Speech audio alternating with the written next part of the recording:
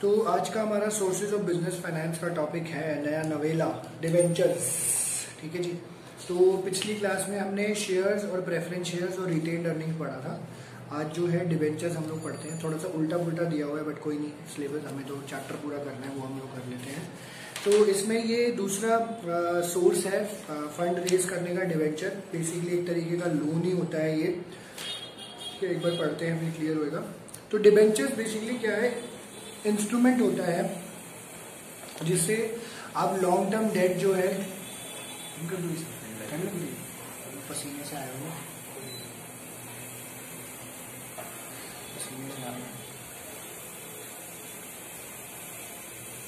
Okay. तो debentures इन्होंने बोला कि एक इम्पॉर्टेंट इंस्ट्रूमेंट है जिससे लॉन्ग टर्म डेट या आप कैपिटल रेज कर सकते हो। लॉन्ग टर्म के जैसे इक्विटी शेयर के लिए लॉन्ग टर्म होता है, बट इक्विटी शेयर होल्डर में क्या होता है, आपका ये ओनर बन जाते हैं कंपनी के। ठीक है। तो डेटर्स डिवेंचर्स के केस में थोड़ा सा डिफरेंट होता है। कहते हैं कंपनी जो है फंड रेज कर सकती है through the issue of debentures, जिसमें फिक्स रेट ऑफ इंटरेस्ट होता है। आपको वो रेट ऑफ इंटरेस्ट से पैसा वापस करना होता है। डिवेंचर जो भी कंपनी इशू करती है, it is an acknowledgement that the company has borrowed a certain amount of money, जो कि एक फ्यूचर डेट पे वो पे आपको कर देंगे। तो उस पर लिखा होता है कि इतना टाइम ड्यूरेशन है, इतना इंटरेस्ट के साथ आपको देना पड़ेगा। इसीलिए डिवेंचर होल्डर को आप क्रेडिटर्स के नाम से जानते हो। ये कंपनी के क्रेडिटर होते हैं। ठीक है। तो यानी ये इनको आप जो है लेनदार हैं, ये इनको आपको पैसे वापस करने पड़ेंगे। ठीक है। तो अब ये इक्विटी शेयर होल्डर में नहीं होता। इक्विटी शेयर होल्डर में जब कंपनी बंद हो रही होती है तो जाके आप पैसा वापस करते हो। ये तो बीच में भी आपसे मांग सकते हैं या जब भी जो आपका टर्म खत्म हो रहा है इस तरीके से। तो debenture holders are paid a fix stated amount at interest as specified. Holder होते हैं बाहर के होते हैं, बाहर के होते हैं। हमारी कंपनी में पैसा बाहर से ही लगता है। ज्यादातर तो सब बाहर से ही आता है। ठीक है। तो डिवेंचर होल्डर को fix stated amount with interest दिया जाता है एट स्पेसिफाइड इंटरवल, जैसे 6 महीने या साल भर का, हाफ ईयरली या ईयरली जो है उसका बांध देते हैं। पब्लिक इशू डिवेंचर का जो है, इसमें आप ये देखते हैं that it should be rated by CRISIL, credit rating and information services of India, on aspects like track record, companies profitability, debt servicing capacity, credit worthiness and the perceive risk of lending. तो ये basically आजकल CRISIL rating मिल रही होती है लोगों को, तो उससे ना कंपनी की क्रेडिट वर्दीनेस का पता चल जाता है। जैसे हम लोगों के लिए होता है, इंसानों के लिए होता है सिबिल, कंपनीज के लिए होता है क्राइसिल। ठीक है। इस तरीके से तो ये जिससे उनका पता चल जाता है कि इनका क्रेडिट रेशियो क्या है, ज्यादा तो नहीं ले रखा, कम तो नहीं ले रखा, पेमेंट डिफॉल्ट तो नहीं है किसी तरीके का, ये आपको बताया जाता है। एंड कंपनी इन्होंने बोला है कि different types of debentures issue कर सकते हैं। जीरो इंटरेस्ट डिवेंचर्स भी इशू हो जाते हैं which do not carry an explicit rate but has become popular in recent years. The difference between the face value of debenture and its purchase price is return to the investor. तो जो face value होगा और जो इसका purchase price होगा, वो एक तरीके का इन्वेस्टर का फायदा यहाँ पे हो जाता है उसमें। ठीक है। ये इन्होंने बता रखा है पूरा अलग है इसमें। हाँ, एनसीईआरटी की लैंग्वेज कोई नहीं, सेंस वही बनता है, कोई प्रॉब्लम नहीं। हाँ, अब जो है मेरिट्स की बात आती है यहाँ पे कि मेरिट्स क्या है यहाँ पे। अगर डिवेंचर्स हम लोग यूज करते हैं तो it is preferred by investors who want fixed income at lesser risk. तो एक बात आपकी ये हो जाती है, आपकी फिक्स्ड इनकम यहाँ पे आ रही होती है, रिस्क आपका कम होता है। Debentures are fixed charge funds and do not participate in profits of the company. तो इसमें कोई प्रॉफिट आपका पार्टिसिपेशन नहीं हो रहा होता है यहाँ पे। The issue of debenture is suitable in the situation when the sales and earnings are relatively stable. तो आपको ये कब देना होता है, जब आपको पता है आपके पैसा आपका टाइम से आ रहा है, कोई दिक्कत वाली बात नहीं है, तो आराम से इसको इशू आप कर सकते हो।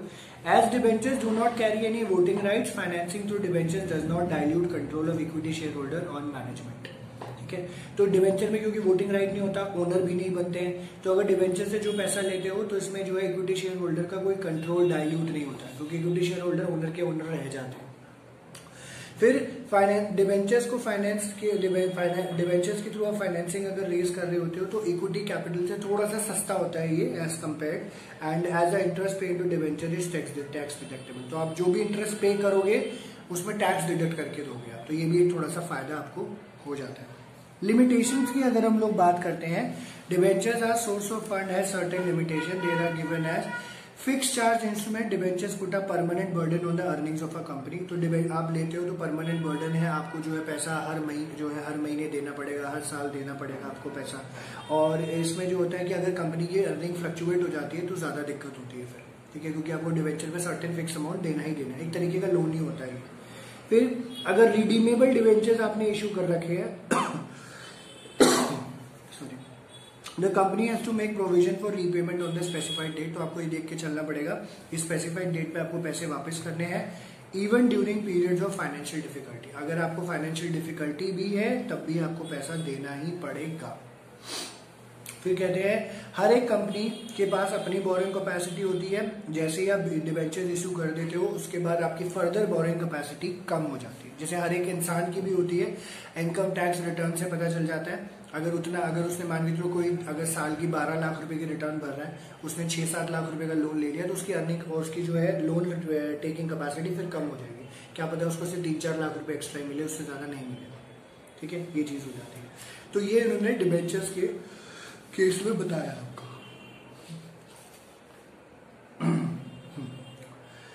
Okay,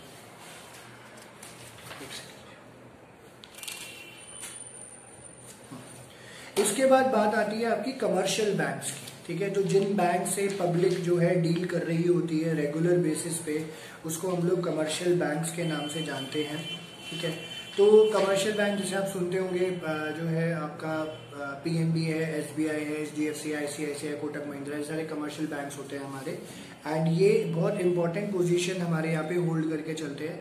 like for different purposes के लिए, डिफरेंट टाइम पीरियड्स के लिए हमें लोन मिल जाता है यहाँ से। जैसे शॉर्ट टर्म है, लॉन्ग टर्म है, हाँ शॉर्ट टर्म, लॉन्ग टर्म, सब तरीके से मिल जाता है आपको। बैंक जो है हर एक फर्म को पैसा दे रही होती है अलग अलग तरीके से। जैसे कैश क्रेडिट दे देती है, ओवरड्राफ्ट कर देती है, टर्म्स लोन दे देती है, डिस्काउंटिंग कर देती है बिल्स की, एंड लेटर ऑफ क्रेडिट भी देती है उधार पे, अगर जैसे उधार से सामान लेना है आपको तो rate of interest charge by banks depends on various factors such as characteristics of the firm and the level of interest rate in the company. तो ये भी डिपेंड करता है कि आप जो है कैरेक्टरिस्टिक क्या है फर्म के, क्या पैसा कमा रही है, कहाँ खर्च कर रही है, तो इन सब की वजह से भी काफी इम्पैक्ट हमारे ऊपर आता है। तो कहते हैं लोन या तो लमसम रीपे करते हो, वरना यूजली आजकल क्या है इंस्टॉलमेंट्स में आपको बना के देना पड़ता है। कहते हैं बैंक क्रेडिट हालांकि परमानेंट सोर्स ऑफ फंड नहीं है। बैंक जो है they have started extending loans for longer periods. Generally, such loans are used for medium to short periods. The borrower is required to provide some security or create a charge on the assets of the firm before a loan is sanctioned by a commercial. अब यहाँ पे दिक्कत क्या आती है, पैसा तो आपको मिल जाता है, बैंक आपको पैसा एक ही शर्त पे दे रहा होता है कि भैया सिंपल सी बात है, अगर आप कोई प्रॉपर्टी मॉर्गेज कर दो या कोई सिक्योरिटी वहाँ गिरवी रख दो, हमारे पास गिरवी रख दो, क्यों हमारे पास भी तो सिक्योरिटी होनी चाहिए ना, कि भाई अगर कल को कोई पैसा लेके भाग जाएगा या कुछ बात हो जाएगी तो इस तरीके से। इसके मेरिट्स हैं। मेरिट्स क्या कहते हैं, बैंक जो है आपको टाइमली असिस्टेंट दे देता है, जब भी आपको पैसे की जरूरत है मिल जाता है। ऐसा नहीं होता है एक्चुअली में बिल्कुल। तो आप जाते हो तो बड़े नखरे होते हैं बैंक के भी, बड़ा टाइम लगाते हैं बहुत। देखिए इस तरीके से काम चल रहा होता है। सीक्रेसी बिजनेस की जो है मेंटेन रहती है। As the information supplied to the bank the borrower is kept confidential. Formalities आपको जैसे सच है issue of prospectus and underwriting required are not, इसमें रिक्वायर नहीं होता। तो आपको जैसे क्या होता है, आपको प्रोस्पेक्टस इशू करता है, बड़ी बड़ी कंपनी के लिए करना पड़ता है, आपको पब्लिक लिमिटेड के लिए, और अंडर राइट कराने पड़ते हैं। उन सबको आप नहीं करते हो, सीधा बैंक के पास आप पेपर लेके जाते हो, मुझे लोन चाहिए, वो आपको लोन दे देते हैं। And loan from a bank is a flexible source of finance as the loan amount can be increase according to business needs and can be repaid in advance when funds are not needed. तो आपको लगता है आपको पैसे की जरूरत नहीं है, आपका काम हो गया है, यूजली बहुत कम होता है ऐसा, और आजकल लोग डिफॉल्ट भी कर देते हैं, तो आप पैसा आराम से वापस इनको कर सकते हो। लिमिटेशंस की अगर हम लोग बात करते हैं, फंड्स जो भी अवेलेबल होते हैं शॉर्टर पीरियड के लिए एक्सटेंशन, रिन्यूअल अनसर्टन होती है, डिफिकल्ट हो जाता है कि आप उसको जो है नहीं करा पाते, जो है रिन्यू, ठीक है, आपको दोबारा नहीं मिलता। और बैंक जो है बहुत डिटेल इन्वेस्टिगेशन करता है कंपनी का फेयर फाइनेंशियल स्ट्रक्चर, उसके security of asset, personal surety, सब चीजें जो है ऑब्टेन करने में, और इनफैक्ट सिक्योरिटी तो लेता ही लेता है, ठीक है, एक इशू हो जाता है। एंड कुछ केसेस में इतनी डिफिकल्ट टर्म्स एंड कंडीशन होती है, बैंक से इम्पोज कर देती है कि बैंक शायद लोन होता भी नहीं है। जैसे अब रिस्ट्रिक्शन हो जाती है कि मॉर्गेज गुड्स जो भी है उसको बेच नहीं सकते, है ना, प्रॉपर्टी नहीं बेच सकते, प्रॉपर्टी के पेपर चले जाते हैं, या और कोई सामान होता है इस तरीके से, तो नॉर्मल बिजनेस करना थोड़ा सा डिफिकल्ट फिर हो जाता है, ठीक है, ये चीज देखने को मिलती है। बड़ा यूजुअल सा है ये, इसमें कोई दो राय नहीं है, एक्चुअली में ही ऐसा हो रहा होता है। इसके बाद आप देखते हो फाइनेंशियल इंस्टीट्यूशंस। फाइनेंशियल इंस्टीट्यूशंस पे आ जाना, पब्लिक डिपॉजिट भी कुछ है। हाँ अभी आ रहा हूँ, उस पर भी आ रहा हूँ। हाँ वो थोड़ा सा इसमें आगे पीछे है, मैंने सीट रिवाइज नहीं किया हुआ इसमें। फाइनेंशियल इंस्टीट्यूशंस मिल गया। अब बैंक के अलावा कहते हैं ऐसे कई सारे फाइनेंशियल इंस्टीट्यूशंस होते हैं जो आपको लोन शोन देते हैं और आपके काम करने में मदद करते हैं। तो कहते हैं गवर्नमेंट ने over the period of time, जैसे काफी टाइम पहले, फाइनेंशियल इंस्टीट्यूशन बनाए थे ताकि बिजनेस ऑर्गेनाइजेशंस के को आपको फायदा पहुंचे और उनको फायदा मिले भी। इनफैक्ट ये सब चीजें देखने को मिलती थी। These institutions are established by the central government and state government. They provide both owned capital, loan capital, medium term, long term. ये सब पैसा ये लोग आराम से दे देते हैं। और लाइक जैसे कमर्शियल बैंक आपको पैसा दे रहा होता है, ये PNB, SBI, HDFC, Kotak Mahindra वगैरह। एंड क्योंकि ये जो इंस्टीट्यूशन होती है इंडस्ट्रियल डेवलपमेंट के लिए काम कर रही होती है, ये स्पेसिफाई बनी थी। जैसे पहले था SIDBI, small industrial development bank of India, अब उसका नाम जैसे सिडबी भी है और IDBI भी है, industrial development bank of India. फिर ICICI था, इंडस्ट्रियल कैपिटल इन्वेस्टमेंट बैंक, ठीक है। इस तरीके से इंडस्ट्रियल के लिए ही बना था, तो इसलिए इसको डेवलपमेंटल बैंक्स भी बोला जाता है। In addition to providing financial assistance, these institution also conduct market service, provide technical assistance, managerial service. This source of financing is considered suitable when large funds for longer duration are required for expansion, reorganisation and modernisation of enterprise. ठीक है, तो जब आपको पैसा ज्यादा चाहिए expansion के लिए और बड़ा लंबा चौड़ा काम करना है तो ये आपको फायदेमंद रहता है। तो जैसे है इंस्टीट्यूशन, जैसे दिल्ली में दिल्ली फाइनेंशियल कॉर्पोरेशन है, स्टेट के है, हरियाणा में हरियाणा फाइनेंशियल कॉर्पोरेशन है, सिडबी है, ठीक है, IDBI पहले काम कर रहा होता था इसमें। मेरिट्स की अगर हम लोग बात करें, फाइनेंशियल इंस्टीट्यूशन जो है आपको लॉन्ग टर्म फाइनेंस देता है जो कि कमर्शियल बैंक आपको नहीं देता। कमर्शियल बैंक का सर्टेन एक ड्यूरेशन फिर भी हो जाता है, फाइनेंशियल इंस्टीट्यूशन का थोड़ा सा लंबा ड्यूरेशन होता है। कहते हैं फंड्स को प्रोवाइड करने के साथ साथ ये इंस्टीट्यूशन आपको मैनेजरियल टेक्निकल एडवाइस भी देता है, कंसल्टेंसी भी देता है, कहाँ क्या काम करना है, कैसे करना है, किधर करना है, सब चीजें बताई जाती है। और कहते हैं obtaining loan from financial institution increases the goodwill of the borrowing company in the capital market, consequently such a company can raise fund easily from other sources as well. ठीक है, तो आप जो है फाइनेंशियल इंस्टीट्यूशन से loan ले रहे होते हो, गुडविल का पॉइंट ऑफ व्यू से बात होती है, तो इससे ये होता है कि आपको ना ठप्पा लग जाता है, इस बैंक ने इनको पैसा दिया है तो अच्छी रेटिंग होगी, अच्छा काम करते होगे, तो आपको आराम से और जगहों से भी पैसा फिर मिल जाता है। ठीक है, ये चीज हो जाती है। As repayment of loan can be made in easy installment, it does not prove to be much burden on the business. तो रीपेमेंट आसान होता है तो ज्यादा बर्डन भी नहीं होता। काफी बैंक आपको, जैसे गवर्नमेंट बैंक जो ये फाइनेंशियल इंस्टीट्यूशन आपको काफी रिलैक्सेशन भी देते हैं, इंटरेस्ट की छूट भी देते हैं अगर आपको ऐसे बेनिफिट देते हैं। ठीक है, फंड जो है आपको डिप्रेशन के टाइम पे भी अवेलेबल होती है, वैसा डिप्रेशन नहीं, मतलब बिजनेस डिप्रेशन जो होता है, बूम, जैसे अभी लोगों के पास काम वाम नहीं है तो इस टाइम पे लोग फंड्स की डिमांड कर रहे हैं कि पैसा मिले, थोड़ा सा रूटीन घूमे, काम करे लोग। When other sources of finance are not available, तो ये आराम से आपको पैसा दे देते हैं। हाँ, ऑब्वियसली इसमें काफी सारी चीजें ये चेक करते हैं, ऐसे ही नहीं किसी को मुंह उठा के पैसा दे देते हैं कि ले लो जी काम कर लो। अगर सर घाटा हो गया, मतलब किसी कंपनी का बिजनेस का घाटा हो गया तो ये लोग उनको लोन देते हैं? किसी को घाटा हो गया तो लोन नहीं देते, ट्रैक चेक होता है और इसलिए सिक्योरिटी भी रखवाते हैं। और अगर बैंक जैसे ऐसा लगता है कंपनी बंद होने वाली है, जैसे आजकल बहुत NPA के केसेस आते हैं, NPA is non performing assets, तो उसको ये कैप्चर करके अपनी सारी प्रॉपर्टी उनकी बेच देते हैं क्योंकि बैंक के पास ये हक होता है और सारा पैसा फिर रिकवर करते हैं। ऐसा किया जाता है। और इसके लिमिटेशंस है, मेजर लिमिटेशन जो फाइनेंशियल इंस्टीट्यूशंस के इन्होंने यहाँ पे बताया, financial institution follow rigid criteria for granting of loan, इतने इजी से नहीं देते, बहुत ज्यादा फॉर्मेलिटीज होती है, बहुत टाइम कंज्यूमिंग होता है, सरकारी है वैसे भी तो काफी टाइम ये लोग ले लेते हैं।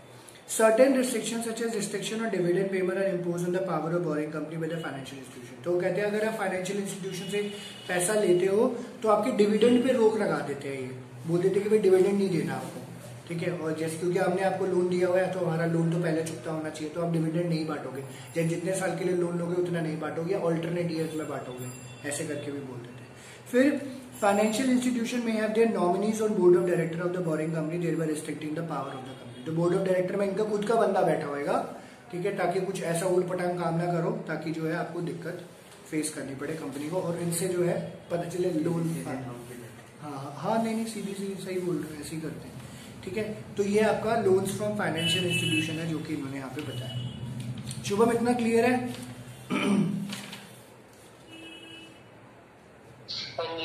तुम्हें क्लियर है समय? ठीक है, ओके। शुभम निकालना ट्रेड क्रेडिट, निकालो ट्रेड क्रेडिट निकालना शुभम, ट्रेड क्रेडिट।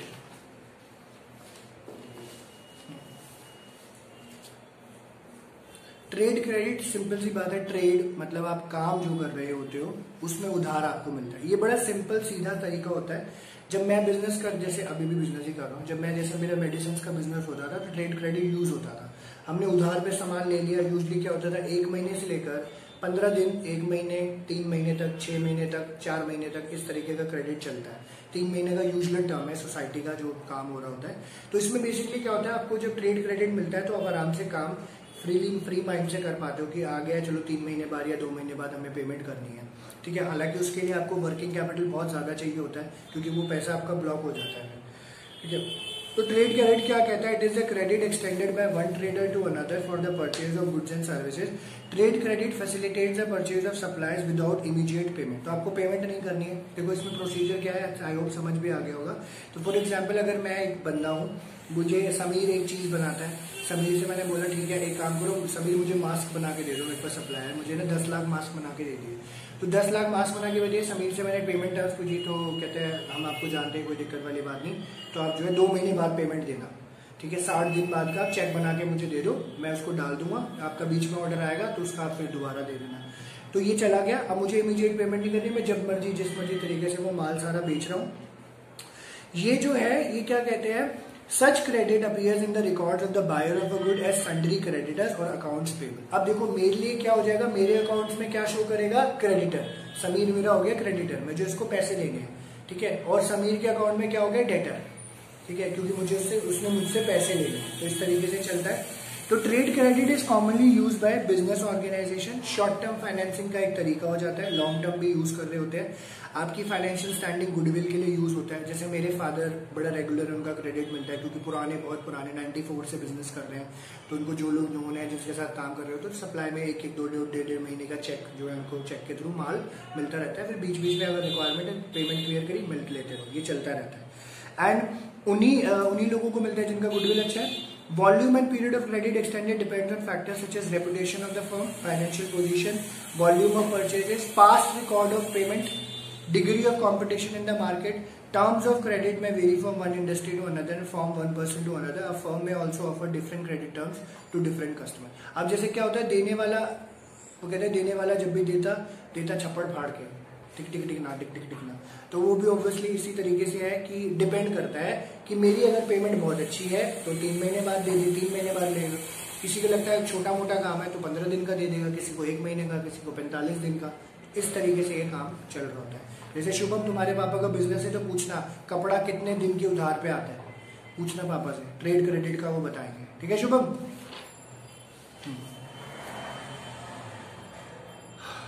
ओके, इसके मेरिट्स की बात है तो ट्रेड क्रेडिट ये बोलते हैं कन्वीनियंट है, कॉन्टिन्यूस सोर्स ऑफ फंड है, तो रेगुलर आपको मिलता है जिसके साथ जुड़े होते हो। जैसे मेरे को याद है मेरे पापा के कुछ जो कस्टमर्स हैं जिनको वो सामान देते हैं उधार पे, तो 98 से आज 2020 है, 22 साल हो गए। 22 साल के साथ 22 साल से वो रेगुलर उनका काम कर रहे हैं। 3-4 पार्टीज इतनी है, तो वो जैसे टाइम पेमेंट दी, जैसे माल भेजा और टाइम पे अपना 1 महीने बाद 1.5 महीने बाद पेमेंट आ गया, जब भी हमने मांग लिया जरूरत है तो पेमेंट आ जाती है। तो इस तरीके से यूज कर रहे होते हैं लोग, ठीक है। तो कॉन्टिन्यूस सोर्स है, रेडिली अवेलेबल होता है, credit worthiness of the customer is known to the seller. Trade credit needs to promote the sales of an organisation. If an organisation wants to increase its inventory level in order to meet expected rise in the sales, it may use trade credit to finance the same. तो अगर लगता है कि ठीक है हमें थोड़ा सा काम वाम बढ़ाना है, थोड़ा सा पैसे देके आप माल ज्यादा ले लेते हो, आराम से थोड़ा सा फ्लो बन जाता है आपका। एंड इससे आपके कोई भी प्रॉपर्टी मॉर्गेज गिरवी विरवी नहीं रखे जाते हैं, ठीक है। देखो सिंपल सी बात है, माल लिया है, माल बिकेगा तो पेमेंट दे दोगे, नहीं बिकेगा तो माल वापस ले लेगा बंदा, ठीक है। ऐसा कर सकते हैं अगर बाई चांस आपके पास पेमेंट नहीं होती तो।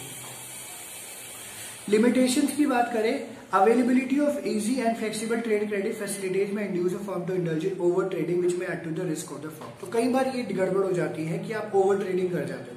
अब जैसे क्या है, सिंपल सी बात है, मैंने अभी समीर को जो ऑर्डर दिया था 10 लाख मास्क का, समीर को पता है 10 से 15 लाख मास्क का मेरा ऑर्डर रहता है, ठीक है। तो ये इसके बीच में अपनी कहानी घुमा सकता है, समीर के पास भी कैपेसिटी है। अब मैंने बोला यार मेरे को एक काम कर समीर, तू ना 30 लाख मास्क दे दे एक बार में ना, मेरे पास ऑर्डर आया हुआ है। तो क्या पता इससे मैं ओवर ट्रेडिंग कर जाऊं, पता मेरा माल ना बिके, मेरा माल बिक जाए। अब 30 लाख, अब सिंपल सी बात है, 5 रुपए का अगर एक मास्क है तो 30 लाख के हिसाब से 1.5 करोड़ रुपए हो गया। तो क्या पता मैं ओवर ट्रेड कर जाऊं, मेरे को पैसा ना मिले, मैं भी फंस गया, समीर को भी पेमेंट ना दे पाऊं, तो ये दिक्कत हो सकती है। हाँ, बैड डेट हो जाएगा, तो ये दिक्कत आपको देखने को मिल जाती है कहते हैं। और लिमिटेड अमाउंट ऑफ फंड मिलता है, जैसे मुझे याद है जब हम लेते थे ना माल, तो उसमें ना वो बस, अरे यार आपका तो ना 2 लाख रुपए टच हो गया, अरे आपका 2.5 लाख हो गया, ऊपर की क्लियर कर दो पहले, फिर माल आएगा। तो इस तरीके से वो बोल देते हैं। हाँ, ठीक है, लिमिट लगा देते हैं कि भाई फंड इतना ही जनरेट हुआ, इससे ज्यादा आपको माल हम नहीं दे सकते, सबकी अपनी कैपेसिटी है। फिर it is a generally costly source of finance funds as compare to most other sources of rate. थोड़ा सा कॉस्टली हो जाता है क्योंकि जैसे क्या होता है, माल के रेट भी अलग अलग हो जाते हैं, ठीक है, वो भी एक दिक्कत आपको देखने को मिल जाती है। ठीक है जी, तो ये आपका था ट्रेड क्रेडिट। ठीक है, समीर समझ आ रही है? फैक्टरिंग है, देखना फैक्टरिंग, फैक्टरिंग जी। शुभम देखना फैक्टरिंग है तुम्हारी बुक में, फैक्टरिंग। नहीं होगा,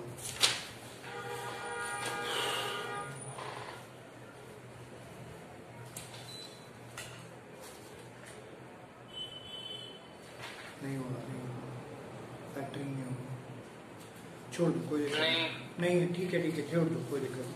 तो आ जाओ, उस पे आ जाओ, फिर फैक्टरिंग छोड़ दो, उस पे आ जाओ। पब्लिक डिपॉजिट होगा, देखो पब्लिक डिपॉजिट, पब्लिक डिपॉजिट है, पब्लिक डिपॉजिट देखना शुभम।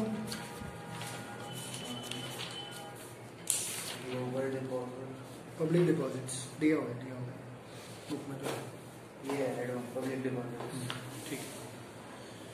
और एक जो और फंड है जो विद इन ऑब्वियसली हमारे घर में बैठे बैठे आप यूज कर सकते हो, सेकंड लास्ट है एक्चुअली में, ये है पब्लिक डिपॉजिट्स।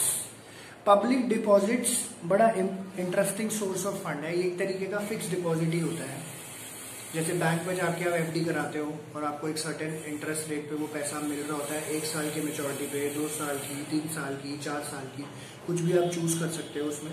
तो पब्लिक डिपॉजिट बेसिकली वो ऑर्गेनाइजेशन रेज कर पाती है जिसकी मार्केट में रेपुटेशन है, जो वेल नोन है, ठीक है, इनको इनसे फायदा मिल रहा होता है। तो deposits that are raise by organisation directly from the public are known as public deposit. तो ये आप पब्लिक से सीधा सीधा रेज करते हो। इसका तरीका क्या है, आप या तो इंटरनेट पे अपनी वेबसाइट पे या न्यूज़पेपर में ऐड दे दो, जैसे टाटा है, आईटीसी ग्रुप है, बजाज है, ठीक है, और हाँ बिरला भी है, मतलब आईटीसी वाले वो भी। तो ये लोग जो है आपका पब्लिक डिपॉजिट क्रिएट करवाते हैं। रेट्स और रेट ऑफ इंटरेस्ट जो पब्लिक डिपॉजिट पे होता है वो बैंक डिपॉजिट से काफी ज्यादा होता है। जैसे बैंक आपको 7-8% पे देती है, 8% तो है ही नहीं एक्चुअली में, 6% 7% चलता है। पब्लिक डिपॉजिट 10-10, 10.5% पे चल रहा होता है, ठीक है। Any person who is interested in depositing money in an organisation can do so by filling a prescribed form. The organisation in return issues a deposit receive as acknowledgement of the debt. Public deposit can take care of both medium and short-term financial requirement of a business. The deposits are beneficial to both the depositor as well as to the organization. तो दोनों को फायदा होता है। जैसे मैं हूँ, मैंने शुभम की फर्म है, शुभम ने, और शुभम की फर्म रिनोड होनी चाहिए, ऐसे कोई किसी कंपनी को नहीं दे देता। तो मैंने शुभम की फर्म में पैसा लगाया, 1 साल बाद जैसे एफडी की तरह मुझे मैच्योर होकर पैसा मिल जाएगा, ठीक है जी। तो while the depositor get higher rate than offered banks, the cost of deposit to the company is less than the cost of borrowing. Company generally invite public deposit for a period of up to 3 years. 3 साल तक के लिए use किया जाता है। The acceptance of public deposit regulated by RBI. तो इससे आप जो है ना बहुत ज्यादा पैसा रेज नहीं कर सकते, बहुत कम पैसा रेज होता है। आप चाहते हो कि मैं इतना रेज कर पाऊंगा, बट एक्चुअली में इतना नहीं होता, ठीक है, थोड़ी सी दिक्कत आ जाती है। फिर कहते हैं मेरिट्स की अगर हम लोग बात करें इसकी, the procedure for obtaining deposit is simple and does not contain restrictive condition. Generally there is a loan agreement. हाँ, cost of public deposits is generally lower than the cost of boring from banks and financial institution. Procedure simple है, restrictive condition नहीं होता, ठीक है। Generally there is loan agreement, आराम से ले सकते हो, डिपॉजिट्स क्रिएट कर सकते हो, कोई प्रॉब्लम नहीं है। सिर्फ कंपनी के लिए रहता है, ये कंपनी के लिए होता है, इंडिविजुअल पब्लिक के लिए होता है। पब्लिक कंपनी में पैसा लगाती है, हम लोग लगाते हैं। हाँ, हम लोग लगाते हैं, पब्लिक के लिए होता है। पर ये कोई बड़ी बड़ी कंपनी नहीं कर सकती ऐसे इंट्रोड्यूस, छोटी कंपनीज नहीं करती। फिर पब्लिक डिपॉजिट आपके असेट्स पे कोई जो है गिरवी नहीं रखना पड़ता आपको, असेट्स बाद में आप यूज कर सकते हो अगर आपको जरूरत पड़ती है पैसे के लिए। एंड डिपॉजिटर के पास कोई भी वोटिंग राइट नहीं होता, तो कंट्रोल कंपनी का डायल्यूट नहीं होता है, ठीक है। लिमिटेशन की अगर हम लोग बात करते हैं, नई कंपनीज को पब्लिक डिपॉजिट के थ्रू पैसा रेज करना थोड़ा सा टफ हो जाता है। अनरिलायबल सोर्स ऑफ फाइनेंस है, कभी कभी पब्लिक रिस्पॉन्ड ही नहीं करती है क्योंकि कौन जानता है कौन करेगा, नहीं करना चाहिए ना, ऐसे वैसे। एंड पब्लिक डिपॉजिट कभी कभी डिफिकल्ट भी होता है, पर्टिकुलरली जब साइज ऑफ डिपॉजिट बहुत ज्यादा होता है तो ये दिक्कत आपको देखने को मिल जाती है। ठीक है, तो ये आपका सारा पब्लिक डिपॉजिट्स था। एक बार देखना कमर्शियल पेपर है आप लोगों के लिमिटेशंस पढ़ दी मैंने। कमर्शियल पेपर देखना, कमर्शियल पेपर है क्या? कमर्शियल पेपर देखना है, पेपर, हाँ कमर्शियल पेपर। शुभम देखना कमर्शियल पेपर है। Inter corporate deposit types of commercial bank तो है। नहीं बैंक तो करा दिया यार, पेपर देखो कमर्शियल डिपॉजिट आइडिया जीडिया पेपर तो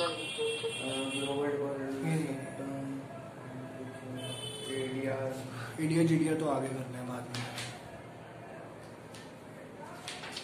नहीं, ये पेपर नहीं है। अच्छा ठीक है शुभम, थैंक यू। नहीं होगा फिर कट गया होगा तो नहीं, बुक में नहीं है। ठीक है रहने दो, ठीक है तो एनसीईआरटी का बहाना देख लेंगे। ठीक है, अब ये जो है देखो, ये हमारा फिर खत्म हो गया।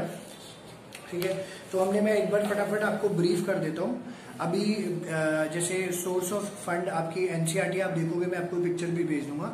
लॉन्ग टर्म में हमने इक्विटी शेयर पढ़ा, रिटेन अर्निंग पढ़ा, प्रेफरेंस शेयर पढ़ा, डिवेंचर पढ़ा, लोन फ्रॉम पब्लिक इंस्टीट्यूशन पढ़ा, लोन फ्रॉम बैंक पढ़ लिया, लोन फ्रॉम बैंक पढ़ लिया। मीडियम टर्म में loan from bank, public deposit, financial institution पढ़ लिया हमने। शॉर्ट टर्म में ट्रेड क्रेडिट पढ़ा, बैंक पढ़ा। ठीक है, फिर on the basis of ownership equity share, retained earning पढ़ा, बोरोड फंड्स में डिवेंचर पढ़ा, loans from bank, loans from financial institution, public deposit पढ़ लिया। और इंटरनल सोर्सेज और एक्सटर्नल सोर्सेज होता है, ये ना टेबल आपको याद करना पड़ेगा क्योंकि 1-1 मार्कर आपसे पूछ लेते हैं। इंटरनल सोर्स ऑफ फाइनेंस कौन सा है? इक्विटी शेयर और रिटेन, क्योंकि ये पैसा अंदर का होता है। इक्विटी शेयर आप अपने लोगों से जनरेट कराते हो, रिटेन अर्निंग आपका प्रॉफिट का पैसा है। एक्सटर्नल जो पैसा बाहर से लेते हो, financial institution, loan from bank, preference share, public deposit, debenture, commercial paper, trade credit, ये सारा का सारा पैसा आपका बाहर से आता है। ये सारे का सारा पैसा आपका बाहर से आता है, ये इन्होंने यहाँ पे बताया। ठीक है, तो ये आपका ये था। और ये आपका जो एक सोर्स जो है वो खत्म हो गया, जो डोमेस्टिक, बेसिकली आप अपनी कंट्री में रह के ही आराम से काम कर सकते हो। ठीक है, और अब जो है वो हम लोग पढ़ेंगे इंटरनेशनल फाइनेंसिंग।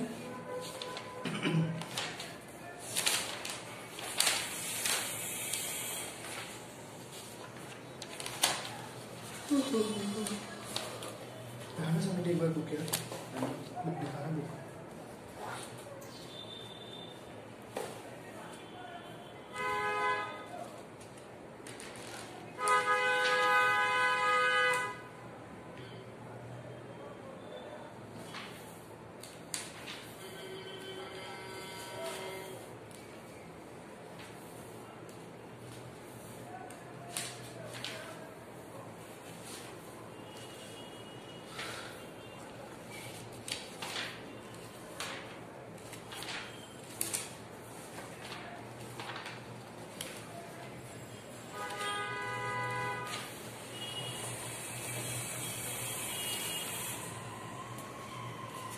ओके, डायरेक्टली आ जाते हैं हम लोग। शुभम तुम्हारी बुक में भी डायरेक्ट होगा। जीडीआर है, एडीआर है, आईडीआर है। जीडीआर, एडीआर, आईडीआर, यहाँ पे आ जाओ। आईसीडी क्या है? आईसीडी आगे आया हुआ है, ये भी करते हैं। आईसीडी करते हैं। हाँ जी, मिल गया। ठीक है, तो जीडीआर, एडीआर, ये बेसिकली क्या है, जब कुछ पैसा ऐसा होता है जो एक्चुअली में आप अपनी कंट्री से ना रेज करके बाहर से रेज करते हो, इसलिए ग्लोबल डिपॉजिटरी रिसीप्ट बोला जाता है। एक होता है अमेरिकन डिपॉजिटरी रिसीप्ट, एक होता है Indian depository receipt. Global depository, अब जैसे क्या है, इनमें कोई फर्क नहीं है, एक ही तरीके का डॉक्यूमेंट है। अमेरिका वाला सिर्फ अमेरिका से पैसे रेज करने के लिए होगा, ग्लोबल वाला पूरे वर्ल्ड के लिए होगा, और इंडियन वाला इंडिया में होगा बस। ठीक है, अब पहले इंडिया का पढ़ते हैं। तो फॉर एग्जाम्पल मैं बाहर बैठा हूँ, ठीक है, मैं अगर बाहर बैठा हूँ, ठीक है, तो इसमें क्या होगा कि अगर किसी बंदे को इंडिया की मार्केट में जो है पैसा रेज करना होगा, वो आईडीआर इशू करेगा। आइडिया, हाँ आईडीआर इशू करेगा। तो आईडीआर इशू करेगा, मैं बाहर बैठा हूँ, मुझे इंडिया की मार्केट से पैसा चाहिए, मैं आईडीआर इशू करेगा। किसी को अमेरिका में फंड रेज करना है तो वो एडीआर यूज करेगा, और किसी को कहीं पे भी कहीं से भी पैसा रेज करना है तो वो जीडीआर यूज करेगा। ठीक है, तो ये बताया हुआ है क्या होता है। तो ये क्या कहते हैं कि local currency shares of a company are delivered to the depository. अब जीडीआर में देखो होता क्या है, आपकी जो लोकल करेंसी शेयर्स होती है ये डिपॉजिटरी बैंक के पास जाता है, depository bank issues depository receives again these shares. तो जैसे जैसे जहां पे आपको पैसा रेज करना है, जैसे मान के चलो हम इंडिया में बैठे हैं, हम तीनों लोग, हमें जो है यूरोप में फॉर एग्जांपल, यूरोप में जो है जर्मनी में हमें पैसा रेज करना है फॉर एग्जांपल, तो जर्मनी में हम लोग क्या करेंगे, जर्मनी के डिपॉजिटरी बैंक में अपने शेयर्स भेजेंगे अपनी करेंसी वाले। उसके लिए वो हमें डिपॉजिटरी रिसीप्ट भेज देगा कि भैया आपके शेयर्स हमने, जैसे मान के चलो हमने 10 लाख शेयर भेज दिए या 1 करोड़ शेयर भेज दिए और हमें उससे पैसा रेज करना है, तो उसका रिसीप्ट आया। Such depository receipt denominated in US dollars are known as GDR. इसको हम लोग जो भी डिनोमिनेशन में जिस तरीके से यूएस डॉलर की फॉर्म में हमें किया जाएगा, क्योंकि डॉलर जो है करेंसी है उस तरीके से यूज किया जाता है, यूनिवर्सल है, तो जीडीआर होगा। नेगोशिएबल इंस्ट्रूमेंट है and can B traded freely like any other security. ठीक है, इसको आराम से, जैसे बाहर जब ये चला जाएगा तो जिस कंट्री में, जैसे जर्मनी में, आप वहीं पे उसकी लिस्टिंग करा के आराम से कोई भी उसको खरीद सकता है। जैसे जैसे जिनका ट्रस्ट बनता जाएगा या हमारी कंपनी को जानते हैं, तो वो जैसे जैसे उसको खरीदेंगे पैसा आएगा, वो पैसा हमारे पास आएगा, हम उसको यूज कर पाएंगे। ठीक है, तो क्या बोला हुआ है, इंडियन कॉन्टेक्स्ट में GDR is an instrument issued abroad by an Indian company to raise fund in some foreign currency and is listed and traded on a foreign exchange. तो जर्मनी के फॉरेन स्टॉक एक्सचेंज में लगा दिया, वहां पे जैसे जैसे लोग खरीदेंगे वैसे वैसे हमारे पास पैसा आएगा, हम उससे काम कर सकते हैं। तो हम 1 करोड़ रुपए जैसे हमने यूरोप के उसमें लगा दिया, जीडीआर लगा दिया, तो सर हमको प्रॉफिट का कैसे पता चलेगा? मतलब हमने स्टॉक में लगा दिया, अपने शेयर्स लगा दिए, इसमें शेयर में प्रॉफिट नहीं होता है, जो वो लोग करते हैं उनके लिए है, क्योंकि देखो आपको तो हमको कुछ नहीं मिलेगा, आपको तो पैसा मिलेगा, आप उस पैसे का काम करो, उनको डिविडेंड देना पड़ेगा ना। फिर आपको जो आपकी कंपनी में पैसा लगा रहा है वो तो लालच के चक्कर में लगा रहा होगा ना, कि भाई मैं इस कंपनी को जानता हूँ, अच्छी कंपनी है, तो उसको मेरे को। अच्छा, तो पैसे वही रहेंगे जैसे यहाँ पे शेयर की तरह होता है, हाँ जैसे यहाँ पे शेयर डिविडेंड की तरह होता है, इस तरीके से ही होता है। तो कहते हैं जो होल्डर होता है जीडीआर का, they can at any time convert into the number of share it represent. GDR जिसके पास होगा उसको शेयर में आराम से कन्वर्ट करा सकते हैं। The holder of GDR do not carry in voting rights but only dividends and capital appreciation. अब जैसे सिंपल सी बात है, हम तीनों लोगों की कंपनी थी, हमने जर्मनी में लगा दिया, जिसने जीडीआर खरीदा उसको शेयर में कन्वर्ट कर लिया। अब हमने वहां पे रेज किया, तो मतलब मान के चलो कि हमारा जो शेयर था वो $10 का था इन यूएस के हिसाब से, तो $10 इस टाइम का 700 रुपए हो गया। 700 रुपए के हिसाब से या $10 के हिसाब से सब लोगों ने खरीद लिया। अब वो जैसे ही लिस्टिंग हुई, काम वाम आया, बढ़िया हो गया, शेयर हो गया $50 का, तो $40 का फायदा हुआ, हमारी भी कंपनी की रेपुटेशन बढ़ेगी, और जो अप्रिसिएशन होगा और जो पैसा वो बेच के, हाँ वो बेच के अपना प्रॉफिट भी निकाल सकता है वहां पे। ठीक है, इस तरीके से उनको फायदा होगा, और डिविडेंड भी हम देंगे। तो कहते हैं कई इंडियन कंपनियां जैसे इन्फोसिस, रिलायंस, विप्रो, आईसीआईसीआई, इन्होंने जो है जीडीआर यूज किया है फंड्स रेज करने के लिए। और ऐसा ही अमेरिका वाला होता है, ऐसा ही इंडिया वाला होता है। इसमें कुछ एक्सप्लेनेशन नहीं है, एक वही सिंपल एक्सप्लेनेशन जो जीडीआर की आपको एज इट इज लिखनी होती है, बस एक अमेरिका के लिए, एक इंडिया के लिए, और कुछ नहीं है।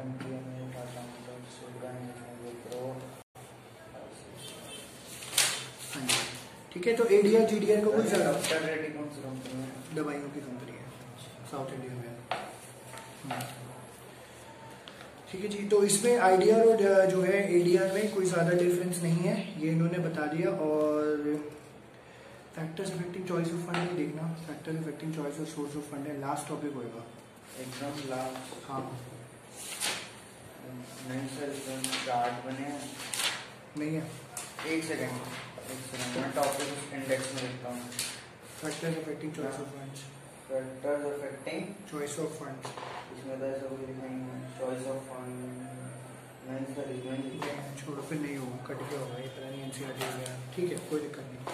ओके, तो ये हमारा चैप्टर ऑलमोस्ट फिनिश्ड है, कुछ भी नहीं बचा इसमें। एक टॉपिक छोटा सा बचा है, शुभम तुम्हारी बुक में होगा, देखना 188 पेज पे, inter corporate deposits, ICD, inter corporate deposits, ICD. हाँ निकालो, वीडियो देख लीजिए, सब वीडियो मिल गई है ना, वीडियो मिल गई है, उसको तुम लाइक करके या डाउनलोड करके रख सकते हो, रिवीजन के लिए भी काम आ जाए। बस हाँ, बड़ा ये छोटा सा ही है यहाँ पे तो। एक मिनट देखो। किचन में दिखा रहा है। मतलब नहीं है। कुछ नहीं है।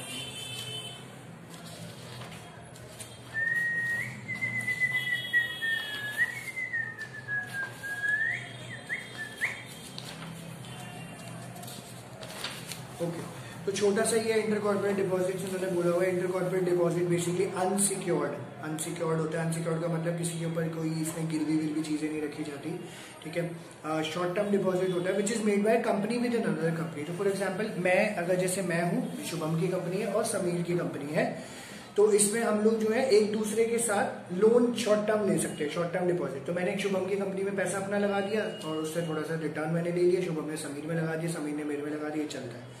ICD market is used for short-term cash management for large corporate. These deposits are usually considered by borrower company to solve problems for short-term funds insufficiency. तो आपके पास लगता है आपकी वजह से क्या होता है, कभी कभी होता है, ठीक है। मैंने बोला समीर को फोन करें, समीर अच्छे तो एक काम कर यार, मेरे को ना 5 लाख रुपए की जरूरत है, फटाफट दे दे, मेरी पेमेंट आएगी अगले हफ्ते में तेरे को ट्रांसफर कर दूंगा। तो ये एक तरीके का ICD ही है, बट ये म्यूचुअल होता है, फ्रेंडली रिलेशन होता है, तो हम लोग यूज कर लेते हैं। RBI की अगर ये प्रॉपर फॉर्मेट होगा तो ICD होगा, वरना तो ये दोस्त यार वाली बात है। कहते हैं RBI की गाइडलाइन के हिसाब से मिनिमम पीरियड ICD का है 7 days which can be extended to 1 year। 3 तरीके के इंटर कॉर्पोरेट डिपॉजिट होते हैं, 3 मंथ का, 6 महीने का, या फिर कॉल डिपॉजिट होता है। कॉल डिपॉजिट बैंक यूज करता है, एक्चुअली बैंक भी ना इस तरीके की सर्विसेज यूज करता है। कभी बैंक के पास पैसा नहीं होता जैसे ब्रांच के पास, तो वो दूसरे ब्रांच से ले सकता है, जैसे उनके पास पैसा आएगा उनको वापस कर देंगे, ठीक है। इस तरीके से ये कॉल डिपॉजिट भी बोला जाता है। Interest rate on ICDs may remain fixed or may be floating. The rate of interest on these deposits higher than that of banks. तो बैंक से Minimum 1 week. हाँ, मिनिमम 1 वीक होता है। और इसमें बेसिकली जो है आपका हायर इंटरेस्ट थोड़ा सा देना पड़ता है। शॉर्ट टर्म में थोड़ा सा हायर इंटरेस्ट रेट यहाँ पे ले लेते हैं, ठीक है। फीचर्स के यहाँ पे बात बताइए। तो ये आपका ICD था, एक बार दिखाना है, समीर बुक देना एक बार। Thank you. वही है सर। ये रिस्की भी रहता है सर? नहीं, हाँ रिस्की रहता है, अगर नोन में है तो रिस्की तो रहेगा ही थोड़ा सा। तो ये आपका पूरा चैप्टर था, ये चैप्टर खत्म हो गया है। और एक बार छोटी सी कोशिश ये करना कि इसका जो है जो क्वेश्चंस पीछे दिए हुए हैं एक बार जरूर पढ़ना, ठीक है। तो थोड़ा सा आइडिया हो जाएगा यहाँ से क्वेश्चंस कैसे पूछे जाते हैं। चार्ट की फोटो खींच के आपको भेज दूं? नहीं, मेरे पास है।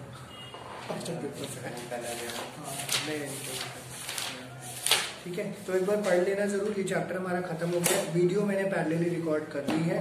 शुभम, कोई डाउट है जितना हमने किया, कोई पूछना है इसमें से? ठीक है। समीर, तुम्हारा कुछ है?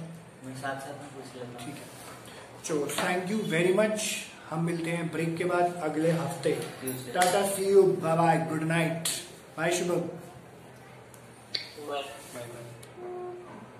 क्या फटाफट फोन काट कर।